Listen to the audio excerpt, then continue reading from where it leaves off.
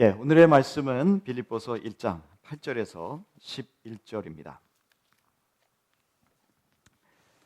우리 같이 한번 먼저 8절부터 11절의 말씀을 함께 읽겠습니다. 내가 그리스도 예수의 심정으로 여러분 모두를 얼마나 그리워하고 있는지는 하나님께서 증언하여 주십니다. 내가 기도하는 것은 여러분의 사랑이 지식과 모든 통찰력으로 더욱더 풍성하게 되어서 여러분이 가장 좋은 것이 무엇인가를 분별할 줄 알게 되는 것입니다. 그리하여 여러분이 그리스도의 날까지 순결하고 흠이 없이 지내며 예수 그리스도께서 주시는 의의 열매로 가득 차서 하나님께 영광과 찬양을 드리게 되기를 나는 기도합니다. 아멘.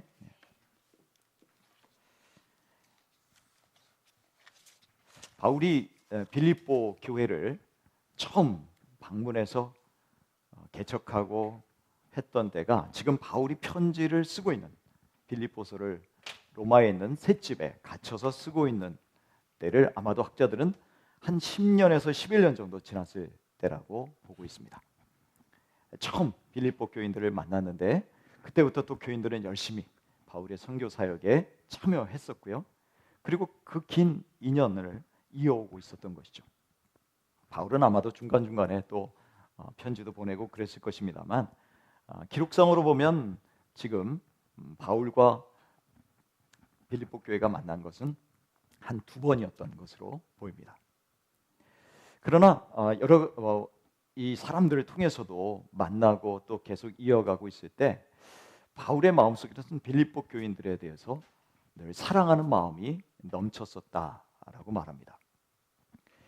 우리 예전에 그 드라마 우리 아마 앵간사님이나 또 우리 엄문서 형제님이나 우리 또 교수님이나 우리 연세 드신 분들은 죄송합니다 연세 되었다 그래서 이렇게 예전 우리 한국에서 봤던 드라마 중에 그런 그 로맨틱한 드라마가 있어서 약간 오글오글거리는 드라마 대사가 뭐였냐면 내 안에 너 있다. 여러분 기억나십니까? 아마 처음 듣는 분도 있을 거예요. 되게 오글거리죠. 내 안에 너 있다. 근데 그게 그 드라마 대사에만 있는 게 아니고 성경에도 있어요. 여러분 한번 오늘 8절을 읽었습니다만 8절의 말씀을 한번 같이 볼까요? 같이 읽겠습니다. 내가 그리스도 예수의 심정으로 여러분 모두를 얼마나 그리워하고 있는지는 하나님께서 증언하여 주십니다. 여기 심정이란 말이 뭐냐면요, 사람의 가장 깊은 곳에 있는 장기를 의미합니다.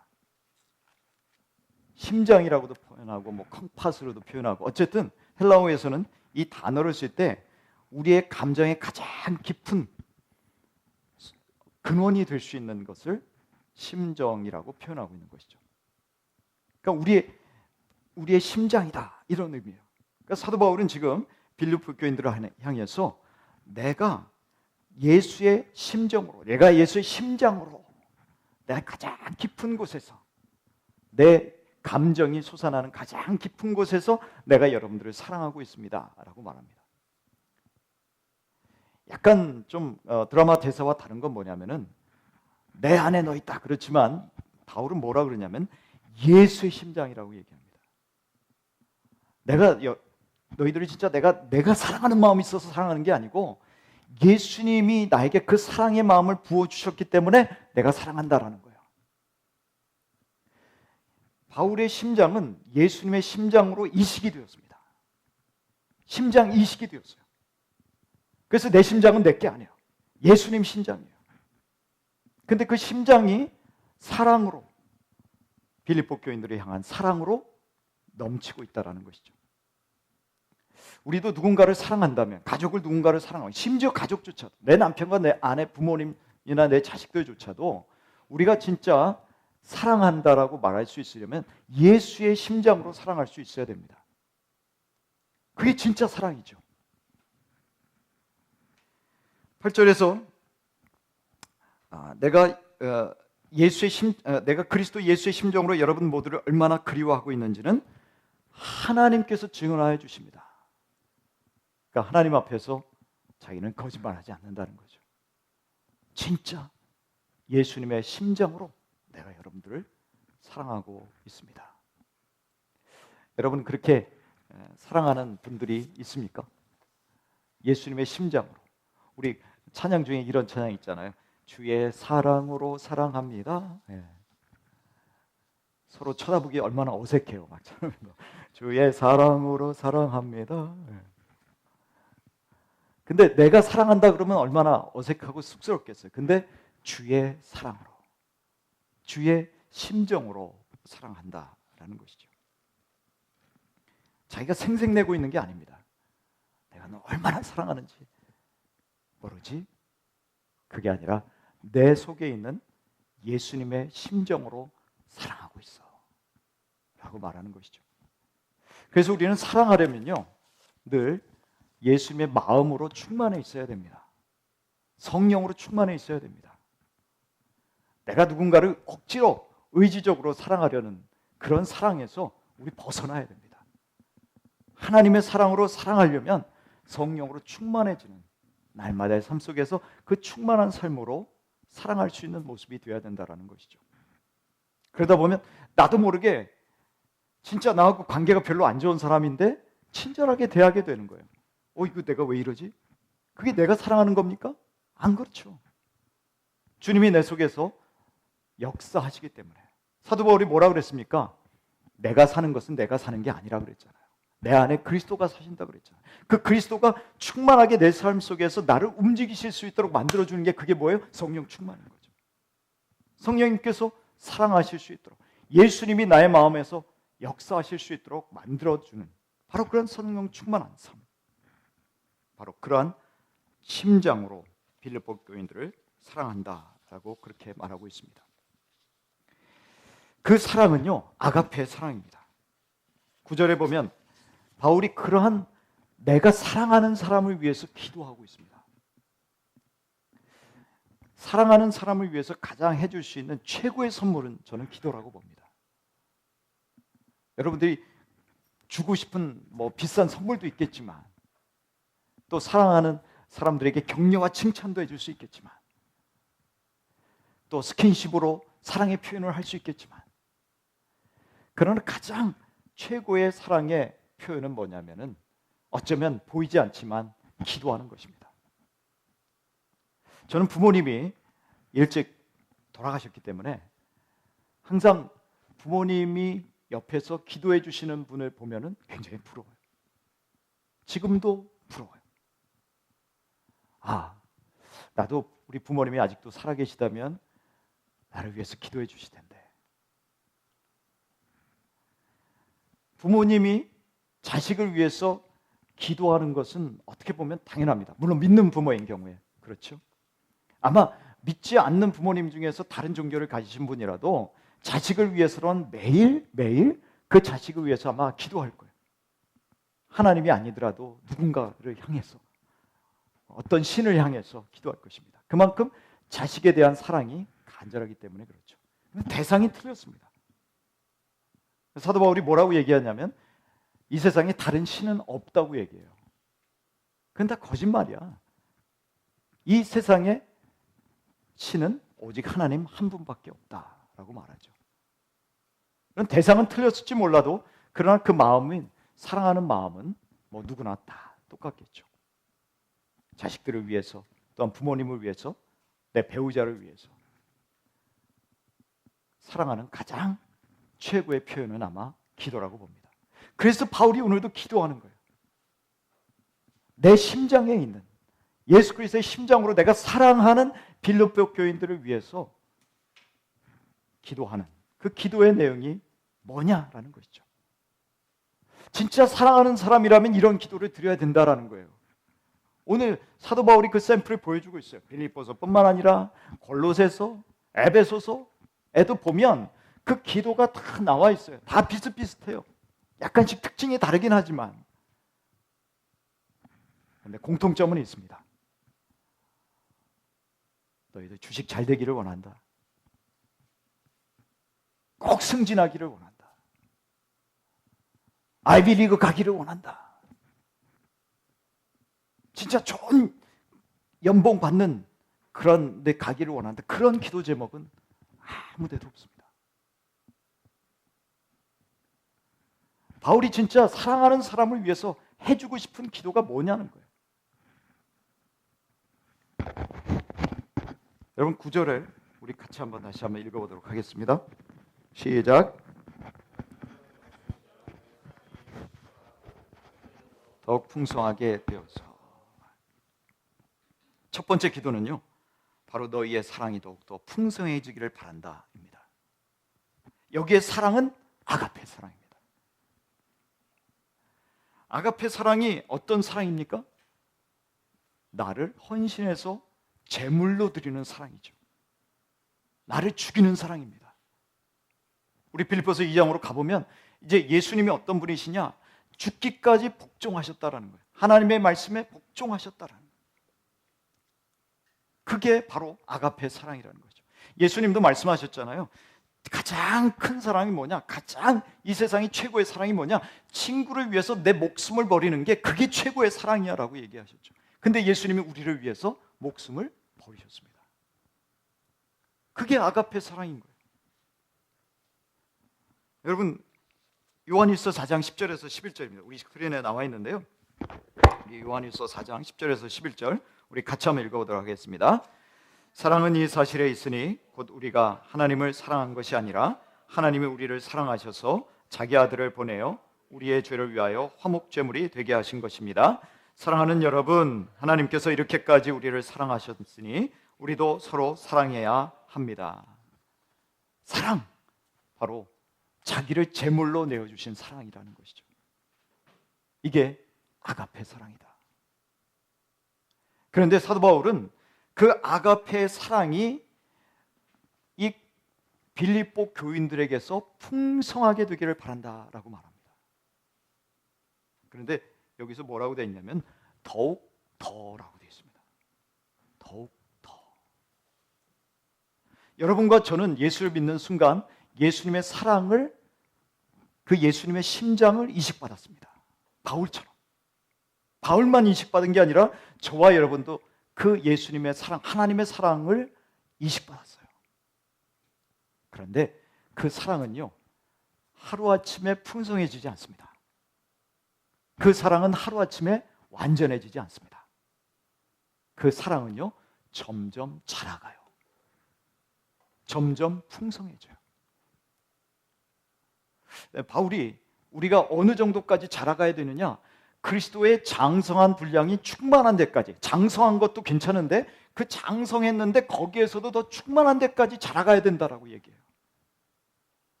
사랑이 점점 자라가기를 원한다. 어느 수준까지? 예수님의 수준까지. 그래서 우리 서로에게 반대할 필요가 있어요. 왜냐하면 그 사랑은요, 하루아침에 완전해지지 않는다니까요. 근데 자꾸만 우리는 이제 예수 믿었으니까, 세례 받았으니까, 이제 제자 훈련도 했으니까, 뭔가 성경도 메뚜했으니까 당신의 사랑이 이만큼은 돼야 되지 않아? 그런다고요. 여러분, 사랑은 사도 바울이 뭐라 그랬습니까? 제일 먼저 사랑은 언제나 오래 참고요. 여러분이 먼저 사랑을 보여주세요. 인내하는 사랑을 보여주세요. 참는 사랑을 보내주세요. 사랑은 모든 것을 견디는 이라 그러잖아요. 오래 참고를 시작해서 사랑은 모든 것을 견디는 이라. 그게 사랑이라고요. 바울이 사랑이 없으면 아무 은사를 가져도 아무 소용이 없다고 그랬어요. 그리고 맨 마지막에 뭐라 그럽니까? 믿음, 소망, 사랑 이 세 가지는 항상 있을 것인데 그 중에 제일은 뭐라? 사랑이다. 근데 그 사랑은 하루아침에 완성되지 않는다는 거예요.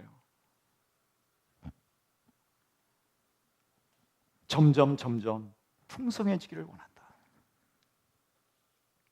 그런데 이 사랑이 풍성해지려면 방법이 있어요. 그냥 무조건 사랑이 풍성해지지 않는다라는 것이죠. 그게 뭐냐면 지식과 모든 통찰력으로 라고 되어 있습니다. 지식은 하나님을 아는 지식이죠. 그런데 이런 사도 바울의 기도를 보면요, 구약 성경하고 다 연결이 되어 있어요. 여러분 우리 호세아서에 보면 호세아라는 선지자가 뭐라고 이스라엘 백성들에게 예언하냐면 이 백성이 지식이 없어서 망하는구나 이렇게 얘기해요.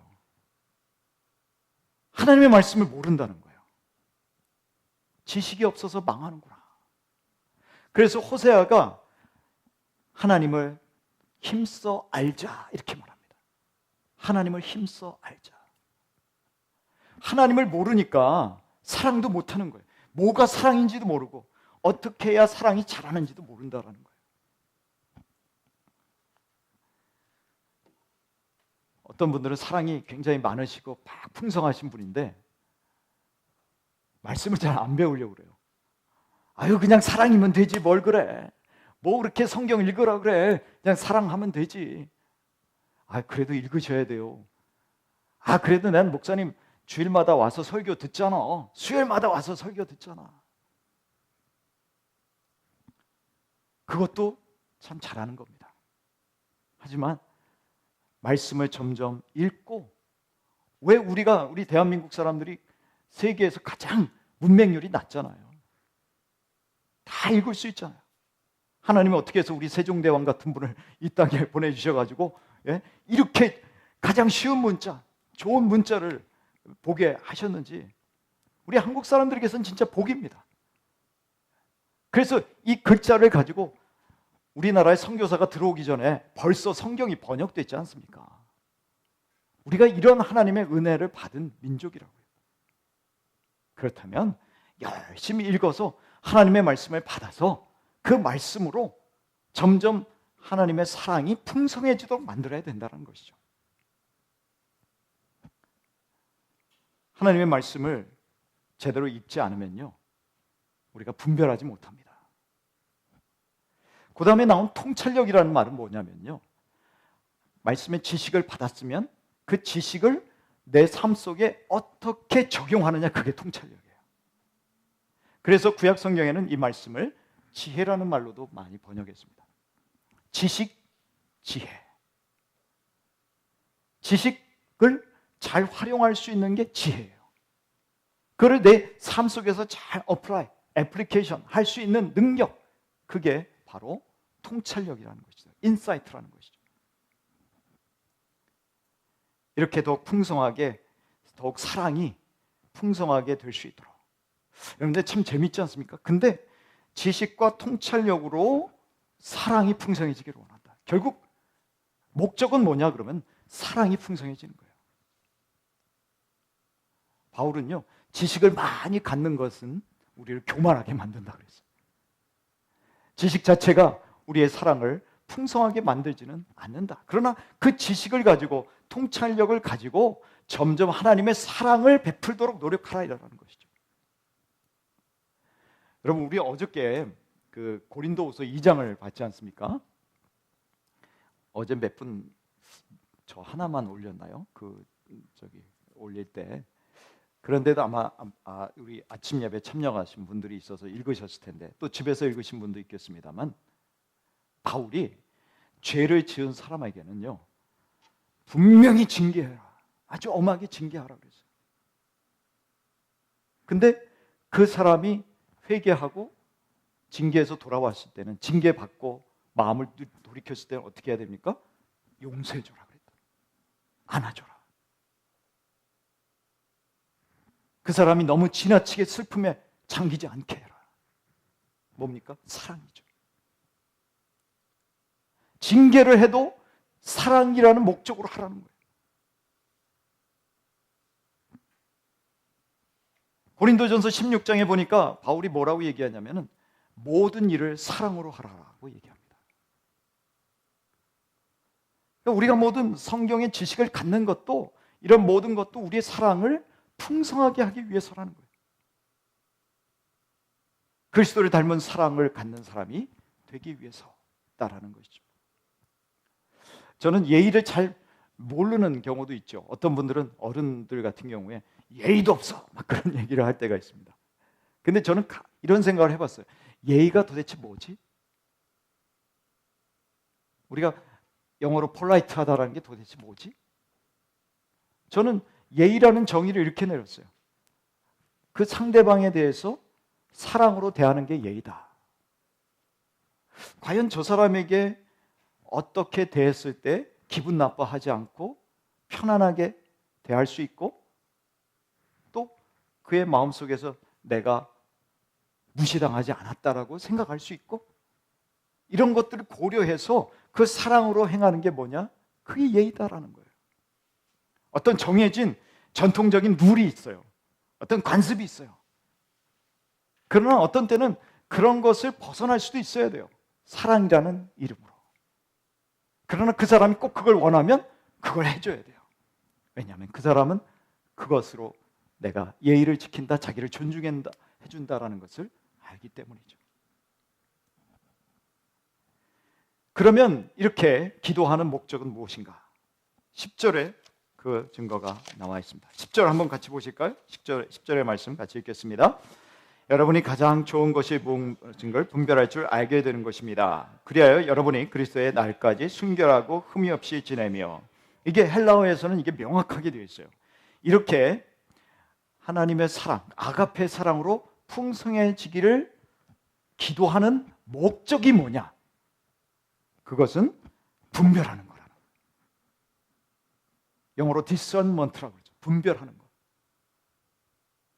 그래서 가장 좋은 것이 무엇인가, 가장 선한 것이 무엇인가를 분별할 줄 알게 되는 것이 그 기도의 목적이다라는 거예요. 여러분, 분별한다는 게 얼마나 중요한지 모릅니다. 근데 여기서 가장 좋은 것, 가장 선한 것, 우리 지난주에도 말씀 나눴습니다만 한 부자 청년이 예수님에게 그렇게 질문하잖아요. 선한 선생님이요, 어떻게 해야 우리가 영생을 얻습니까? 그랬더니 예수님이 대뜸 뭐라고 대답하세요? 선한 거? 선한 분은 하나님 한 분밖에 없는데. 무슨 말이에요? 하나님의 기준에서 맞게 사는 게 선한 거야 라는 거죠.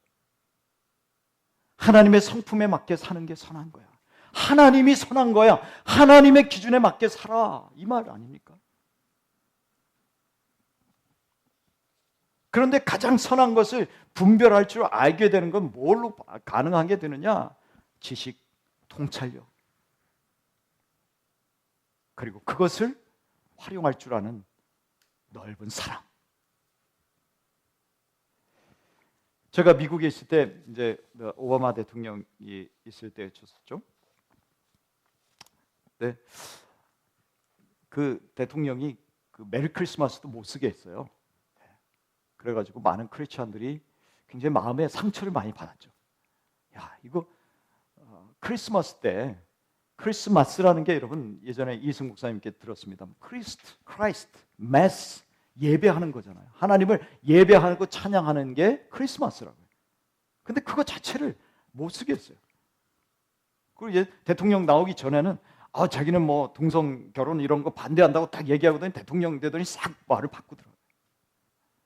그러면서 그 사람이 인용한 게 성경 구절이었어요. 자기는 20년 동안 뭐 어느 감리교회를 쭉 다녔었대.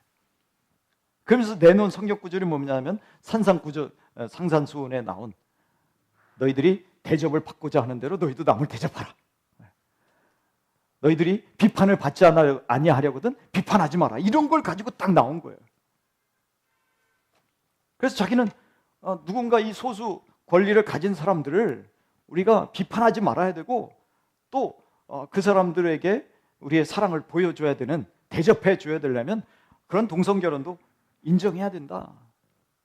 요즘 우리나라에도 국회의원들이 발의를 했더라고요. 동성결혼 합법화를 위해서 발의를 했어요. 여러분, 이런 거 똑똑히 보셔야 돼요. 근데 저는 국회의원 한 사람 한 사람 누가 했는지는 쳐다보지 않았지만, 지난번에 아이가 충분히 이제 출산할 때가 되었는데도 불구하고 낙태를 할 수 있도록 합법화시키는 법에 그리스도인 국회의원이 들어있더라고요. 저는 이게 도대체 뭘까 생각합니다. 뭐지? 왜 분별을 못하는 거지? 미국도 지금 낙태 때문에 굉장히 이렇게 논쟁이 심하죠.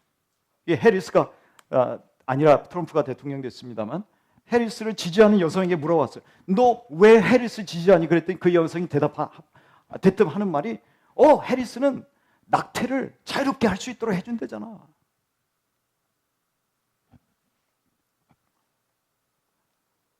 우리가 로마서 쭉 BTX로 또 우리가 묵상하며 왔습니다만, 사도 바울도 로마서 26절 이하에, 1장 26절 이하에 보면은 동성애는 하나님의 진노를 받을, 심판받을 죄다라고 분명히 얘기합니다. 그걸 어떻게 합법화시켜요? 우리 분별해야 되는 거죠.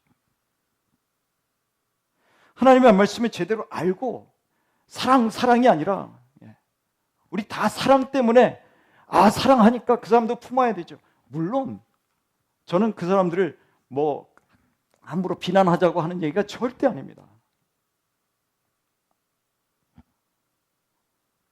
그리스도인의 입장에서는 그거는 하나님이 금하시는 죄다라는 것을 분명히 깨닫고 할 수 있다면, 우리는 아직 그런 것이 합법화되지 않았잖아요. 제가 미국에 있을 때는 그 대법관들이 그걸 다 합법화시켰어요. 야, 미국이란 나라가 이렇게 망가지는구나.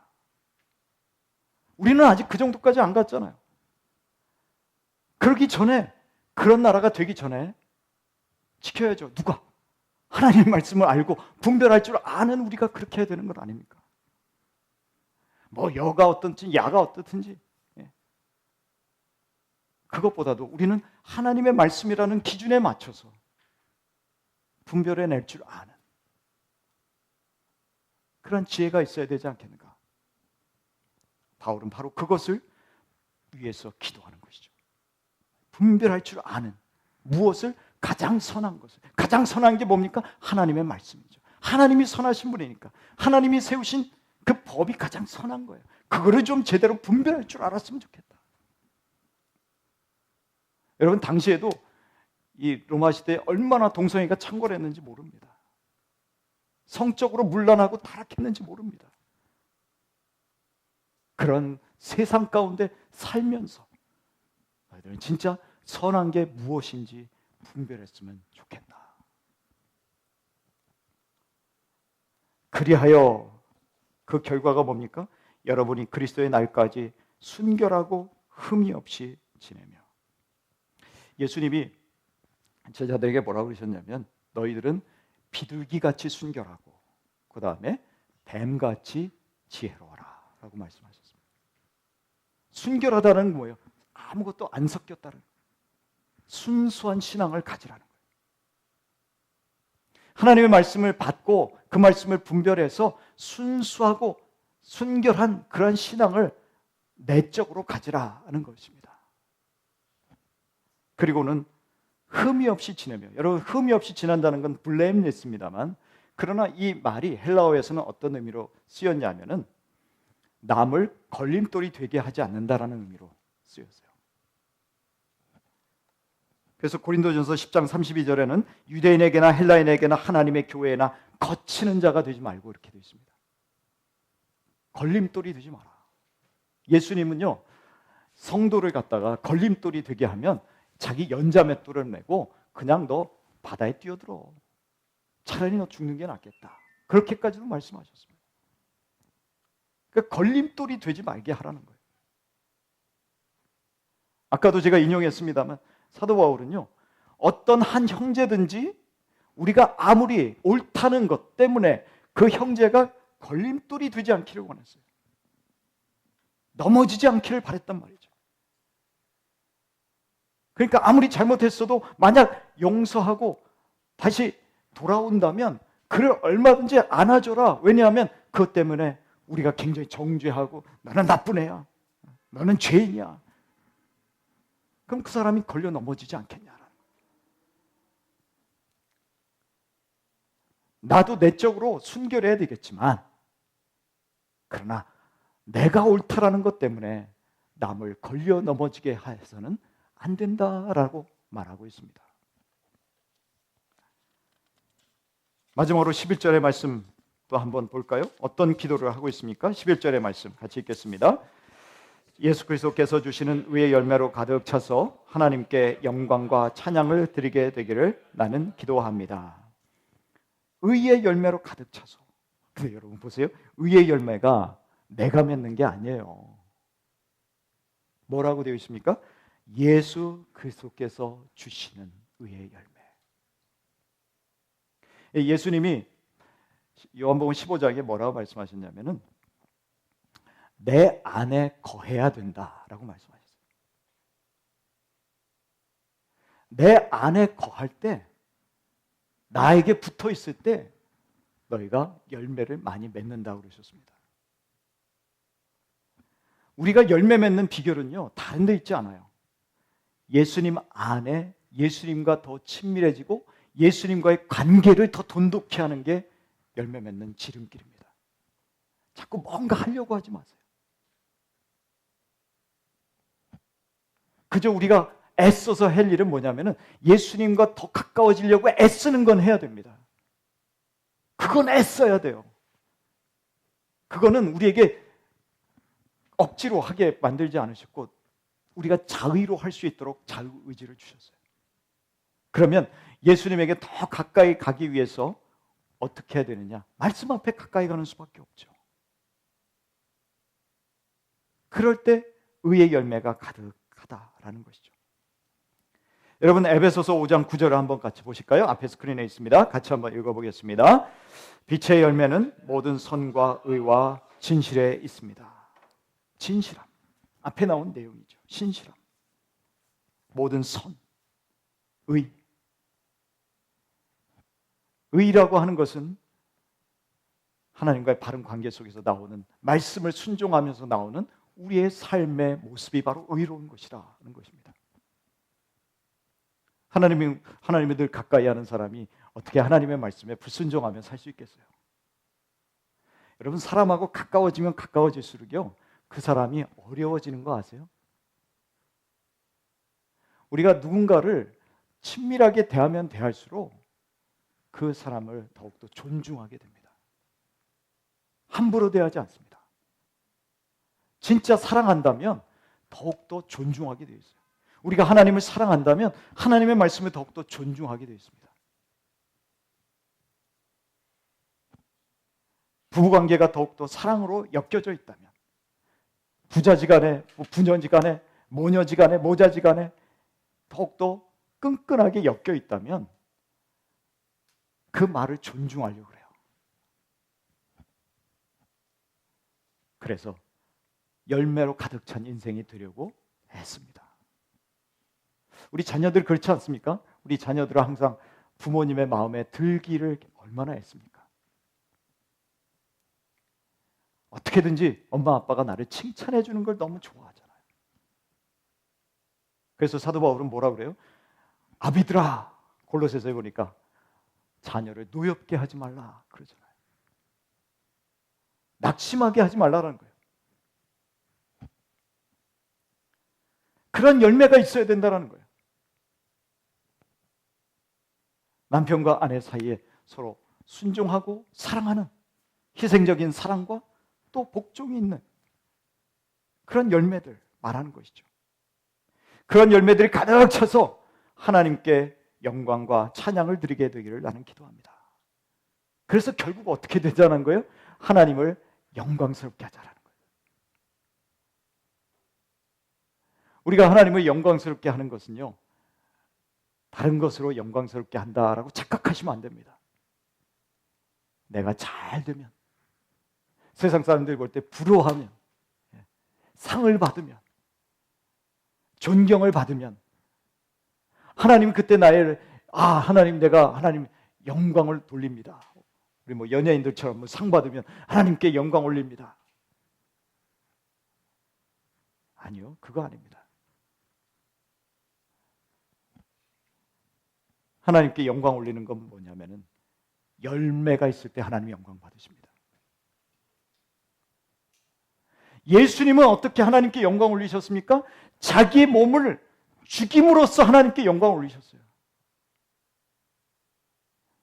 자기 몸을 죽는 게 뭐가 그렇게 영광이에요? 그런데 예수님은 자기 몸을 죽이심으로써 우리 많은 사람들을 구원받게 하는 열매를 거뒀잖아요.